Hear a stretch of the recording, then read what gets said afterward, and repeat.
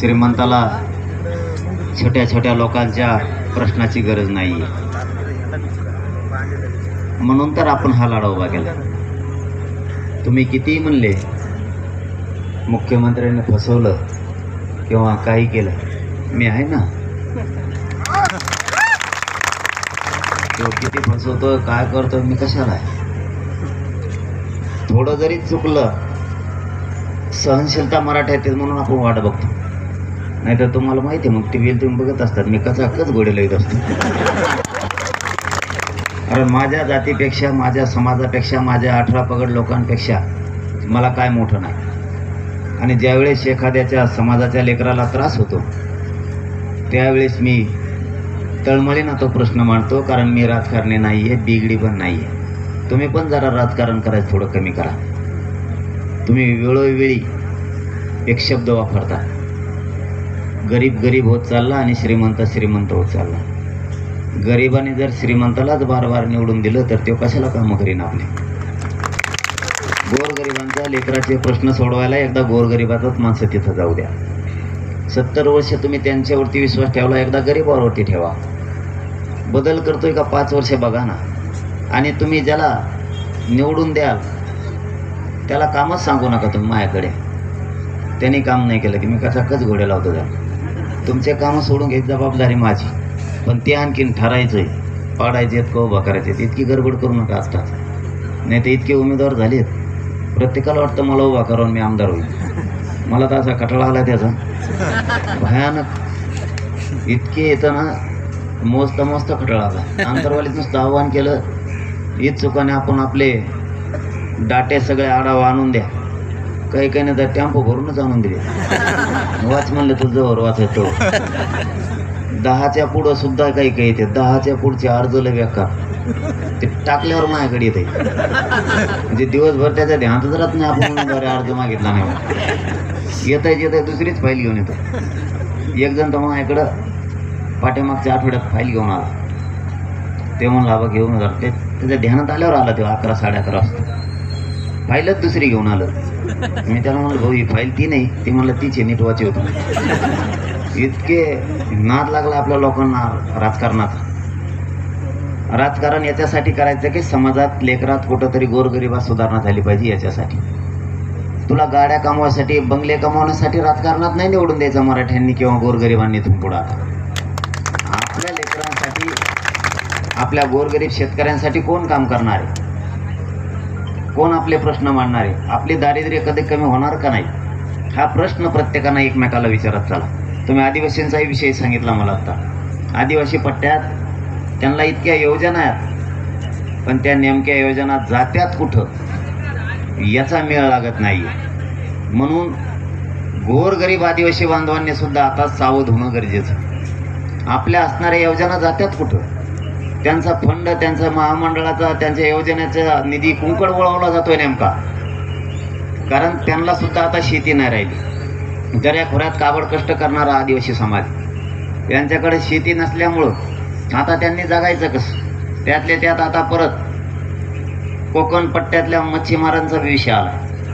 त्यांना सुद्धा अडचणीत आणायला लागले. ते एक लक्षात ठेवा, आपल्याला जरी सगळ्या सोयऱ्याच्या बाबतीत आपली फसवणूक झाली असेल तरी ही साधी सोपी गोष्ट नव्हती 2012च्या कायद्यात दुरुस्ती करणं. कारण त्यांच्या आता नरड्यावरती आलंय ते.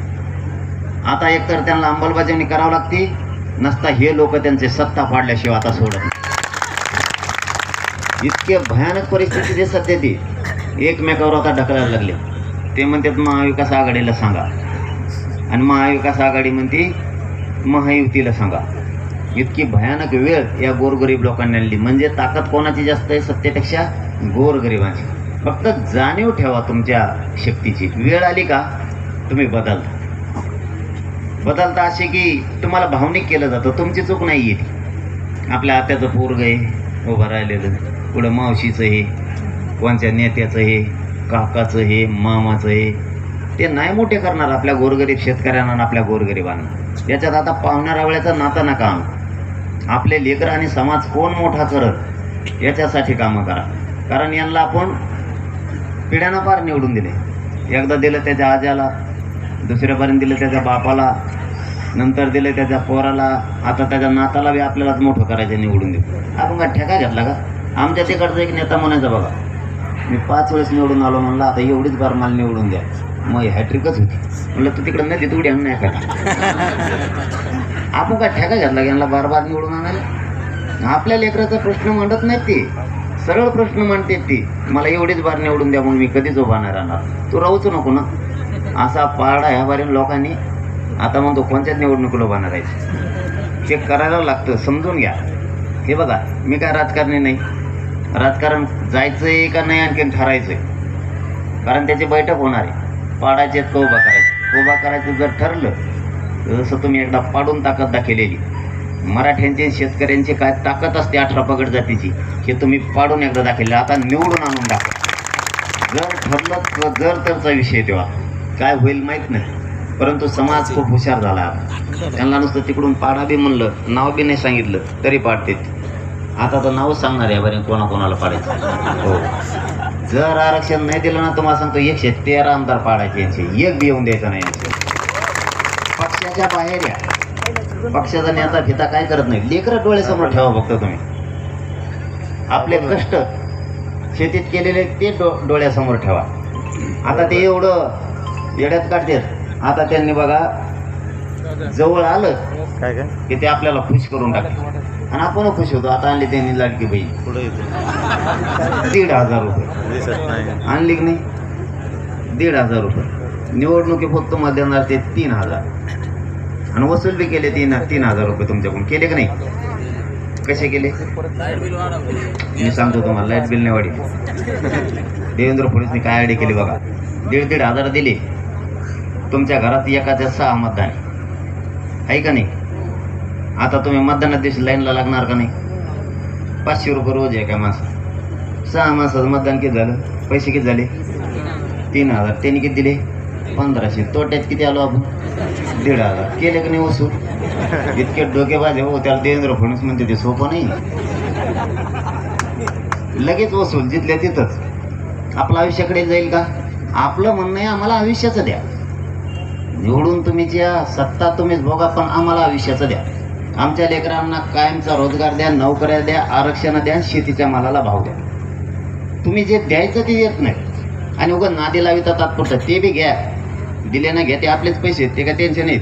देवेंद्र फडणवीस काय नागपूरचं वावर ऐकलं काय एखादं? आपलेच पैसे आहेत ते, आपलेच आपल्याला दिले. ते घ्या, पुढं कामाला येते ना आपल्याला. ते पण घ्या, सोडायचं नाही. पण यांना पाडल्याशिवाय सोडायचं नाही.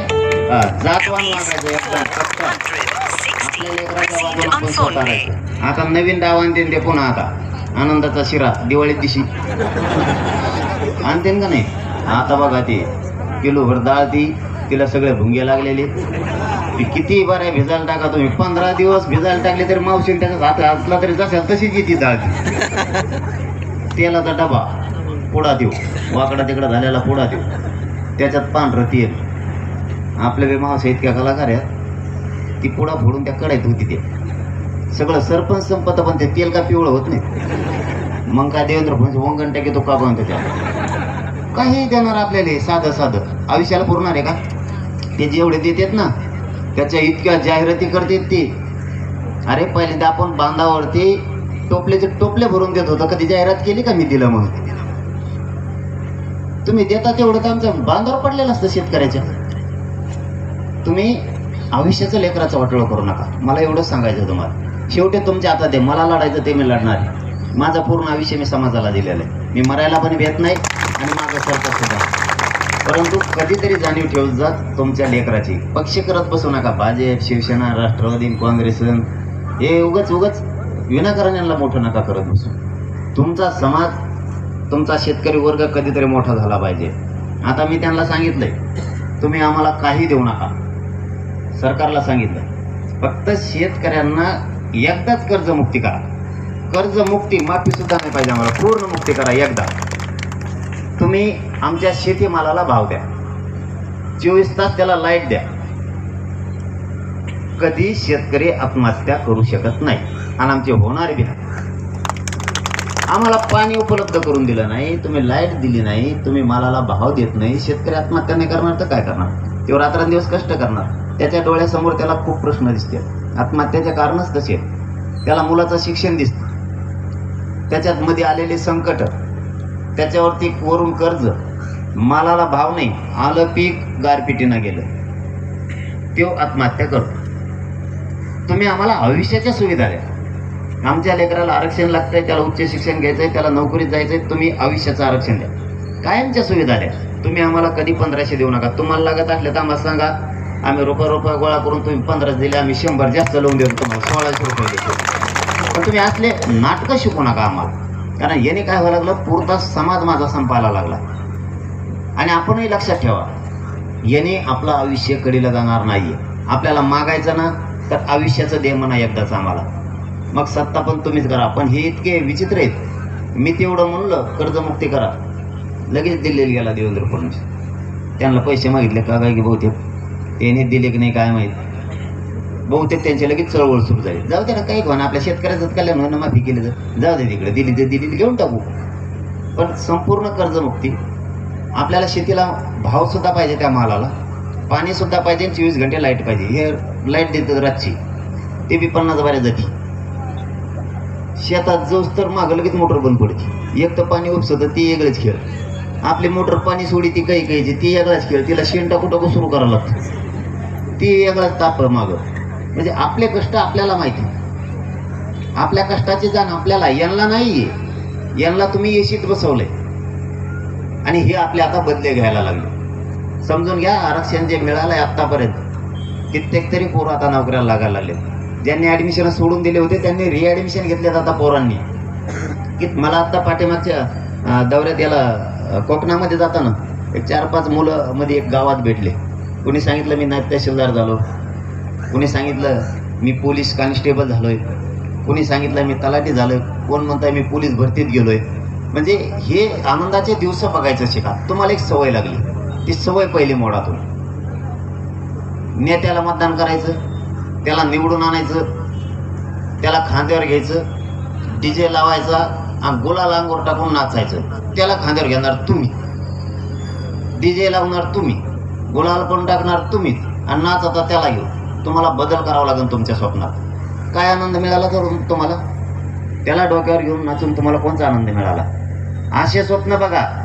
आपला मायबाप शेतात काम करतोय, त्याचं पोरग कुठंतरी भरतीला गेलं, तिकडं ते अधिकारी झाले. जे शेतात मायबाप काम करतेत, अख्खं गाव त्या शेतात त्या मायबापाकडे पळत गेलं. त्या मायबापाला खांद्यावर उचललं, त्याच्या डोक्यावर गुलाल टाकला आणि त्याची मिरवणूक, तुझं लेकरू अधिकारी झालं म्हणून गावात मिरवणूक काढली डीजेला. आणि तो आनंद तुमच्या आयुष्यातला सगळ्यात मोठा आनंद असणार आहे. हे स्वप्न बघायचे शिका. ते निवडू. मारामाऱ्या करतो आपण, केसेस होणार आपल्या अंगावर आणि मोठा होणार त्यो. कोणचे उद्योग सांगितले तुम्हाला? कोणी सांगितलं तुम्हाला नेत्याची गरज लागते म्हणून? त्याच्यात काही डेअरिंग नाही, त्याच्यात ताकद नाही, ते दादागिरी पण करत नाही. ते आपला भ्रम आहे. ते आपल्याच जीवावर दादागिरी करतात. त्याला जर कोणी शिवी दिली ना, आपण दांडके घेऊन पळतो, मग त्याला वाटतं ते दादाची. तुम्ही फक्त इथून पुढे एकच गोष्ट टाळा, नेत्याची किंवा कोणत्या पक्षाची सभा असली की सभेला जायचं नाही, त्याच्या प्रचाराला सुद्धा जायचं. तू एकटाच हिंडमाना गल्लीत गावात तिकडे आणि खुशाल हिंडून देतात नुसते माझ्या बघावर. आणि मराठ्याने यावेळेस लोकसभेच्या टायमाला नेता एकटाच गावात हिंडत होते, कुणाला फोन करत होता. नेत्याला किंमत आली बरं काही आंदोलनामुळं. ज्यांना सोडून दिलेल्या नेत्याला, भाजपच्या माझ्या आमदाराला त्याला किंमत आली. ते मला येऊन सांगत आहेत. ते म्हणजे पहिले आम्हाला देवेंद्र फडणवीस विचारत नव्हतं राव, आता मग तो चहा प्यायला येतो.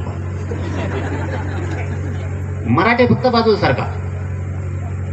मराठ्यांनी कोणाच्या प्रचाराला पण जायचं नाही, कोणाच्या सभेला सुद्धा जायचं नाही. आपले लेकरं डोळ्यासमोर ठेवा. तुम्हाला सांगतो, आपले लेकरं जर का आता याच्यानंतर हुकले तर कधीच माफ करणार नाहीत आपल्याला. कारण पिढ्याना पिढ्या बाद झाल्या. आपण एकदम आपल्या विचारात परिवर्तन करा. आणि माझा शेवट तुम्हाला काम सांगतो आता, जशी तुम्ही यांच्यावर देण ठेवा. हे तुमच्या हातात आहेत मला माहिती. यांच्या चाव्या तुमच्या जवळ आहे. हे वळवळ न करते, यांचे खटके तुमच्या जवळ आहेत सगळ्याची. यांच्यावर उद्यापासून असं लक्ष ठेवायचं बारीक. हे दिवसभर पुढे गेले, यांना संध्याकाळी इचारी जायची.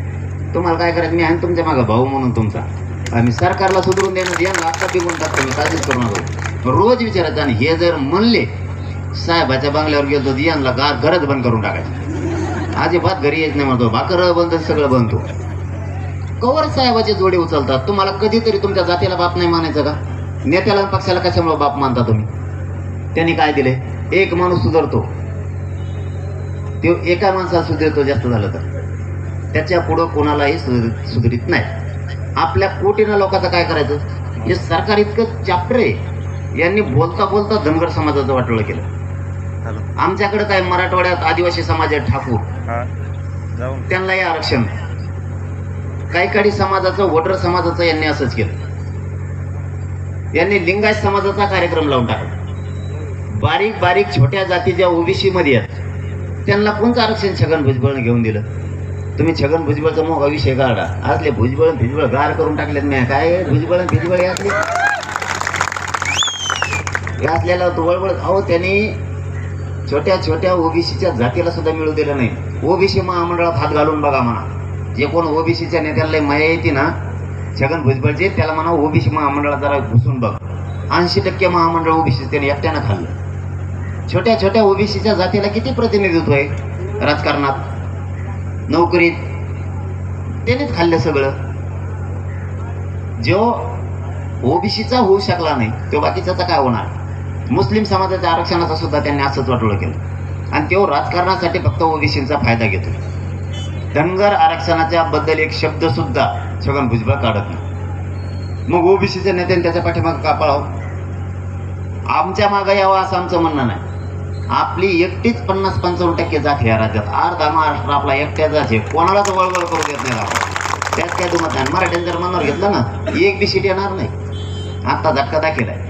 नुसतं पाडाच म्हणलं होतं मी एकदा, तिकडून मुसलमान पडून लगेच म्हणला पाडो. म्हणलं पाडो तर पाडो, चलून ती कवर. नुसती पाडापाडी सुरू झाली ह्याकडे त्याकडेला.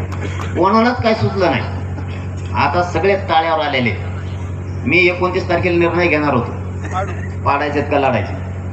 देवेंद्र फडणवीस लगेच दिल्लीत जाऊन बसला. मी ओळखली याला आपला डावावर डाव टाकायचा दिसतो. मी बैठकच 29 पुढं ढकलेली. आलं मागं त्याचा तिथं मेळ होता. त्याचा एक बी डाव मी फक्त तुमच्यासाठी यशस्वी होऊ देत नाही. मला समजून घ्या.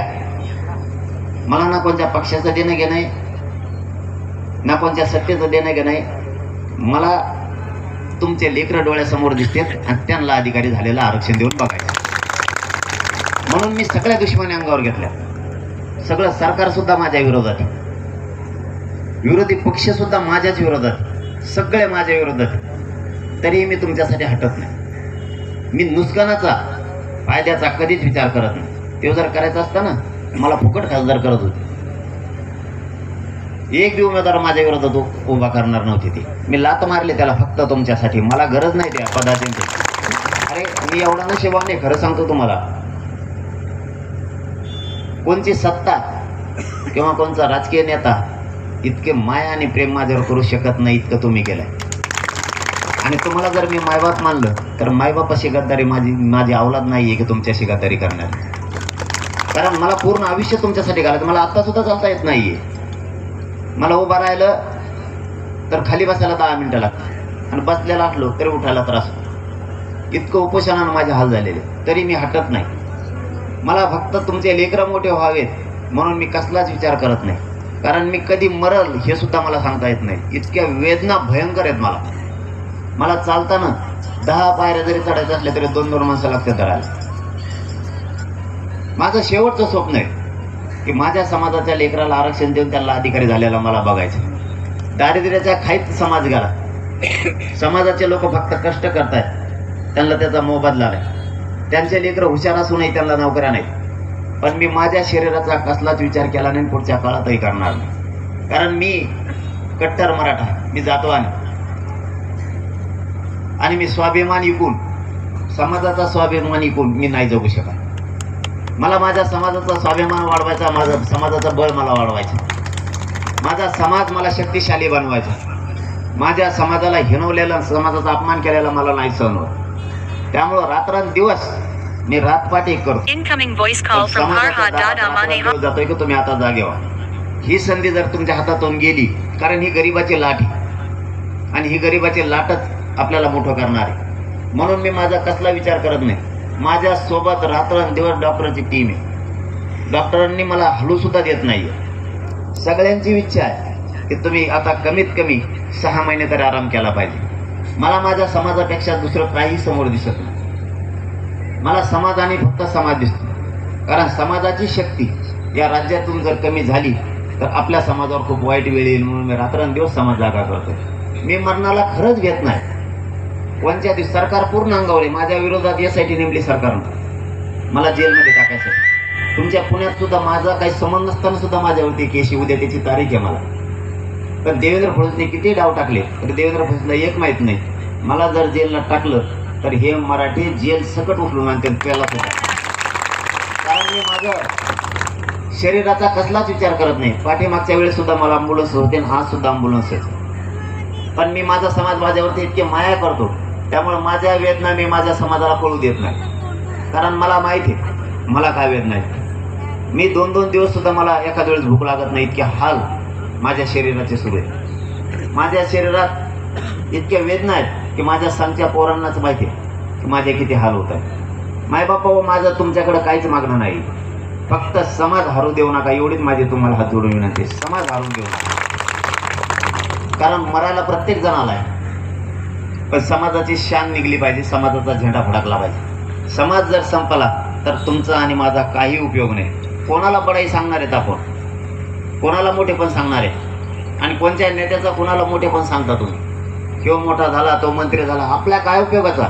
आपल्या लेकराला जर कंपन्यात भटकायला लागतंय काम बघण्यासाठी, आपल्या शेतकऱ्याला रात्रंदिवस कष्ट करायला लागतील, जर त्याला भाव मिळत नाही, आपले पोरग नोकरीला लागत असूनही 1% हुकलत लागत नाही. तुम्ही आरक्षणाची किंमत फक्त तुमच्या शिकणाऱ्या लेकराला जवळ घेऊन एकदा विचार, आरक्षणाची काय किंमत आहे. लेकरू जर आरक्षणातून हुकलं ना तर घरापर्यंत रडत येते.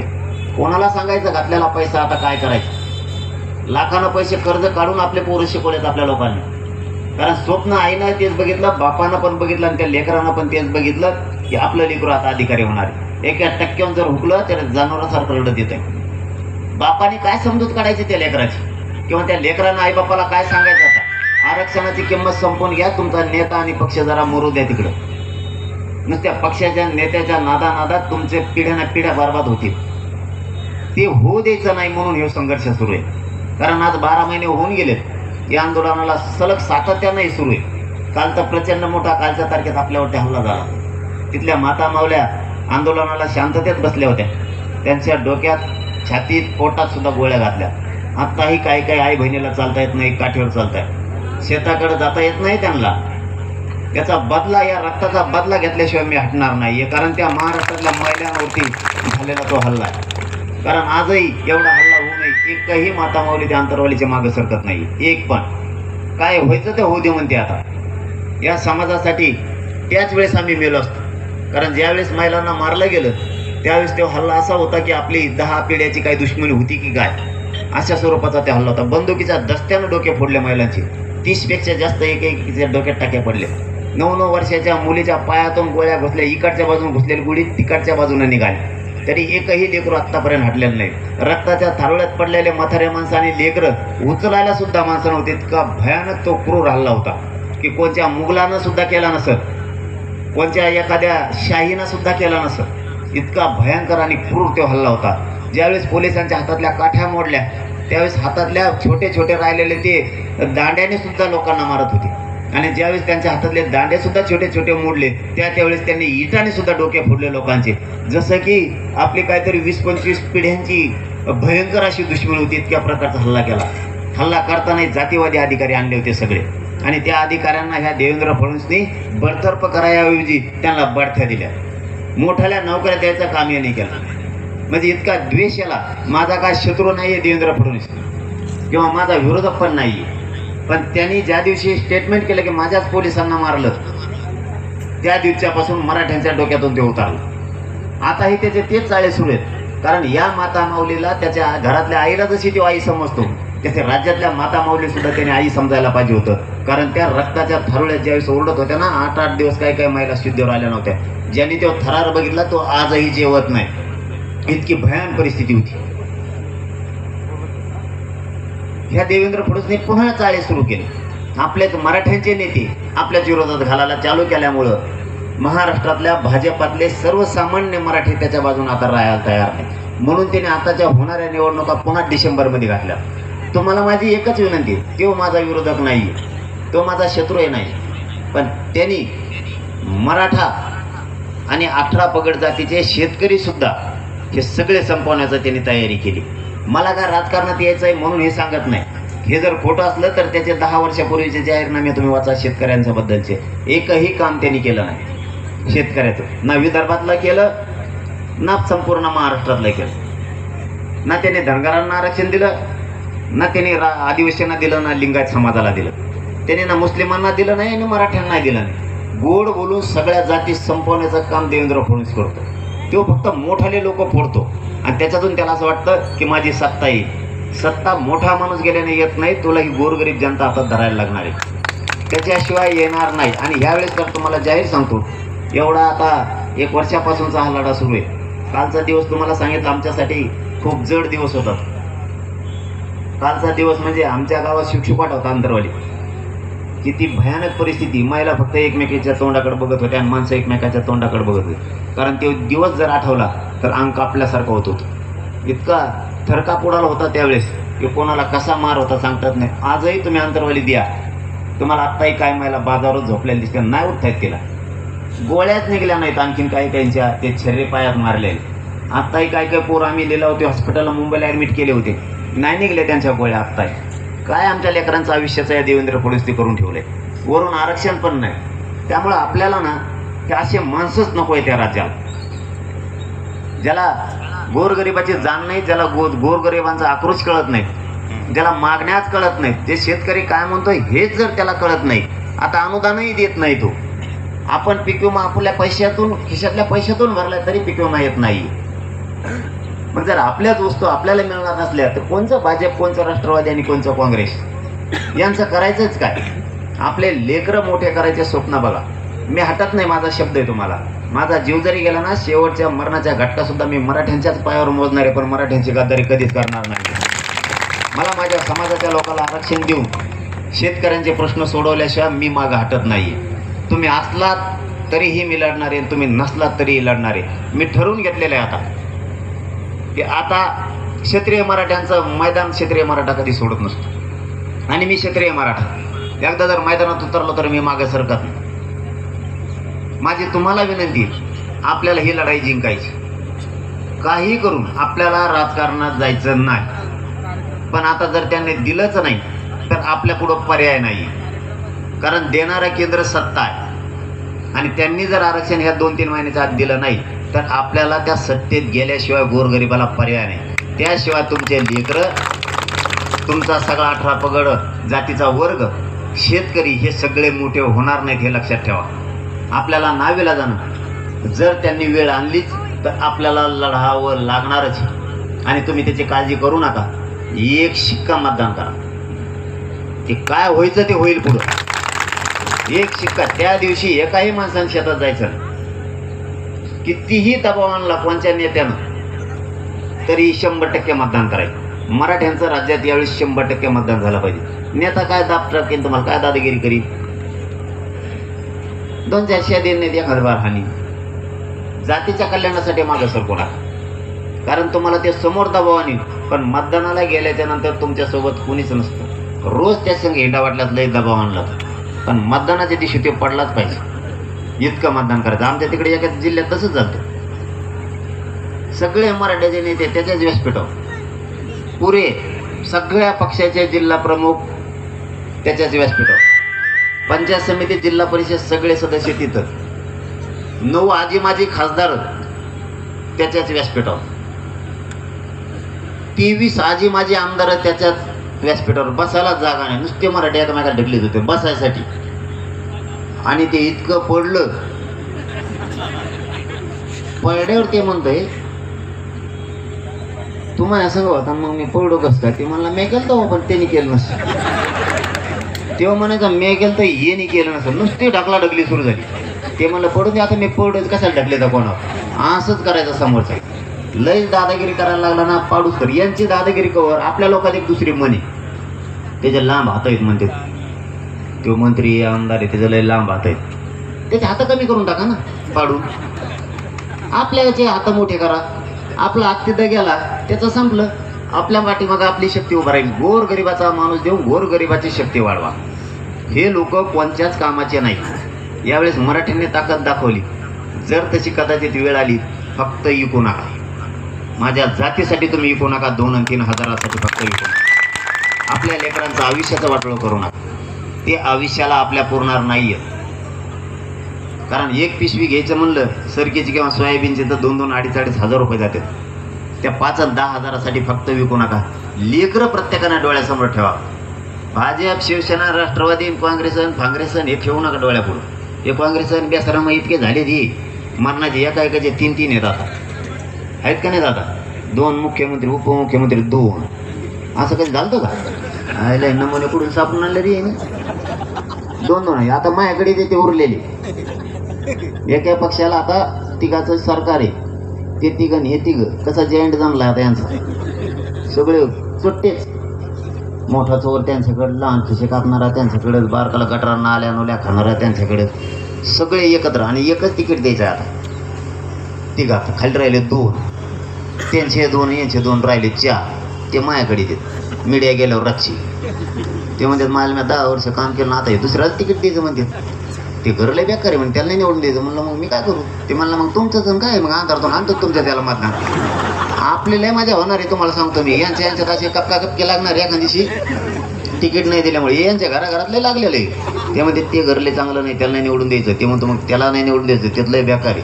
म्हणलं मग दोन्हीच्या मध्ये ते म्हणजे जाऊ दे तुमचं काय मग आता फक्त आमच्यावर देण ठेवा. म्हणलं तुमच्यावर देण ठेवतो का मी? आता पण तुमच्यावर देण ठेवूनच वाटलं झालं आमचं. तुमच्यावरच देण ठेवतो. आणि रातची इतकी लाईन असते तुम्हाला. आता तुम्ही खरंच अंतरवली एखादं बरं या माया दाराला ते कोंडाच नाही राहत. कोणी येतं धड वाजितो कुंकुडं घुसतोय कवर. ते ग्रामपंचायतपेक्षा बेकार खेळ झाला. कोणी करू काही तुम्ही झोपल्याच फोटो काढून दे म्हणजे झोपतो तसंच झोप. इतकी भयान परिस्थिती झाली यांची. पण यांना पर्यायच नाही राहिला आता. मराठ्यांनी उठाव हातात घेतल्यामुळं हे पुरते खाली टेकलेत. हे सगळे जमिनीवर चलत आहेत. फक्त विरोध आपल्याला 2 गोष्टी शिकवते ते. आता मी एवढंच सांगतो कारण पुढं जायचं झालं ना टाईम पुढचा. या पडून द्या पाय मला आजचे दिवस. आपल्याला हिंदू म्हणून शिकवते ती. मी कट्टर हिंदू आहे. मला स्वाभिमान आहे माझ्या धर्माचा आणि गर्व सुद्धा आहे मला ते हिंदू धर्म. कारण मी कट्टर हिंदू आहे. हिंदूत मराठा आहे ना. मग आरक्षणाला विरोध कोण करतो? हिंदूच. तुम्हाला हाणायला पाहिजे सगळ्यांना. आपण हिंदूत, मराठा जात हिंदूत, तरी आरक्षणाला काही विरोध करतो हिंदू.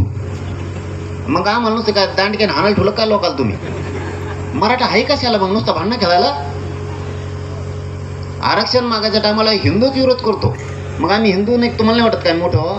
तुम्ही म्हणता हिंदू धोक्यात आला, हिंदू मोठा झाला पाहिजे, धर्म मोठा झाला पाहिजे. अरे मग हिंदूत आम्ही आहे ना. तो आरक्षण द्यायला विरोध कोण करतो? छगन भुजबळ कोण आहे?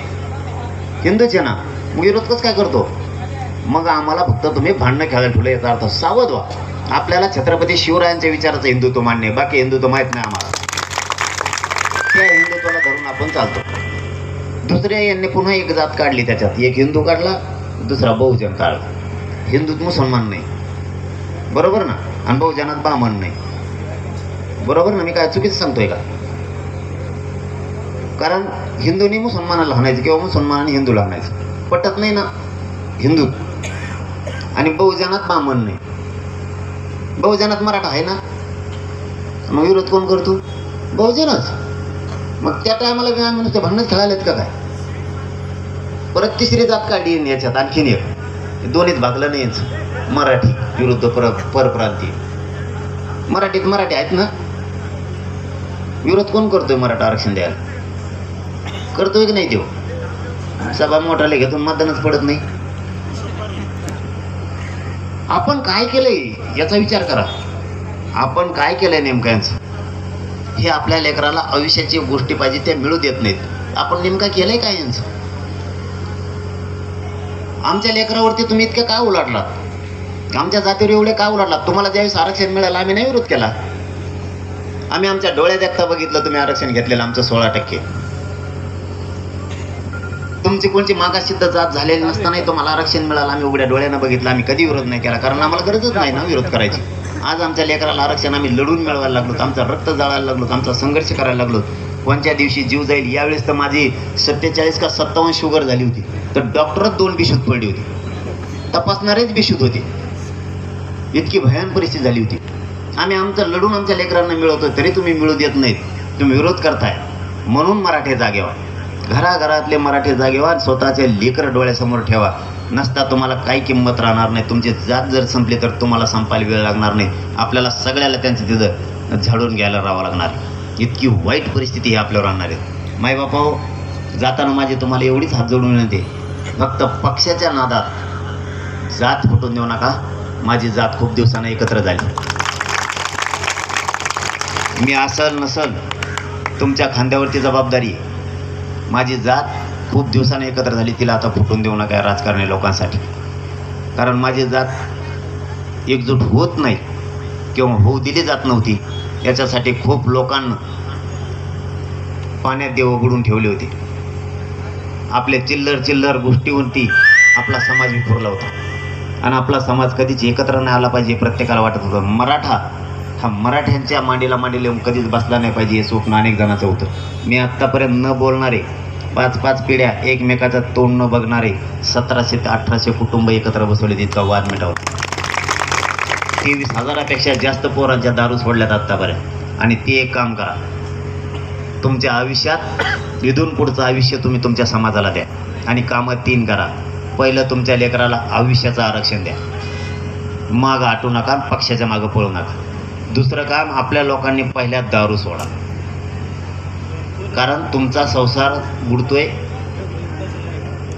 तुमच्या समाजाची हानी होती, तुमचे पाहुणे मित्र तुम्हाला नाव ठेवतात. फक्त दारूपासून आपले लोक लांब जा आणि एकामेकाचे बांध टोकराचे कमी करा. नुसते बांध टोकरे ते कामं धामाचे, शेतात काम करीत नाही पण बांधावर असा तुटून पडतो, काय करतो काय नाही. दिवसभर गावात हिंडतो, संध्याकाळी जातो तिकडं खुरपं घेऊन बांध टोकरीत बसतो. कामान धामाचं 2-2 फूट सोडून द्या ना. का मारायला लागले का तुम्ही? 2-2 फूट रान सोडून द्या ना. नसलेलं त्या बांधात येतं कुणी बी, दिवसभर इकडे हिंडतात आणि ते बांध टोकरीत बसते. संध्याकाळी गेले 5-5 पिढ्या झाल्या आपले लोक बोलावणार एकमेकाला त्या बांधापायी. त्या 2-3 गोष्टी करा. जगात प्रगतशील जात म्हणून फक्त मराठ्यांचे असणारे, लक्षात असते.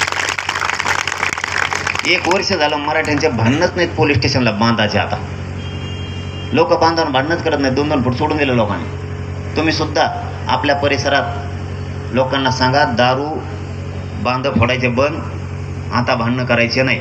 आपली शक्ती आपल्या विरोधात मराठ्यांनी आता वापरायची नाही. आपल्याला खूप शत्रू आहेत आणि खूप संकट आहेत. आणखी नुसतं आरक्षण प्रश्न नाही आहे, खूप संकट आहे समाजासमोर. त्याच्यामुळे इथून पुढे एकजूट राहायचं आणि आपली शक्ती आपल्या विरोधात व्हायला घालायची नाही. एकमेकाच्या मदतीला जायचं, बघायची भूमिका घ्यायची नाही. एकमेकाच्या मदतीला अडचण आली की सगळ्यांनी जायचं, कारण आपला समाज खूप दिवसांना आता एक आला आहे. जाता जाता तुम्हाला हात जोडून माझी विनंती की माझा समाज एक झाला आहे, ती फुटू देऊ नका. आता या राजकारणी लोकांच्या नादी लागू, एकजूट राहू द्या. ही एकजूट मराठ्यांना खूप मोठं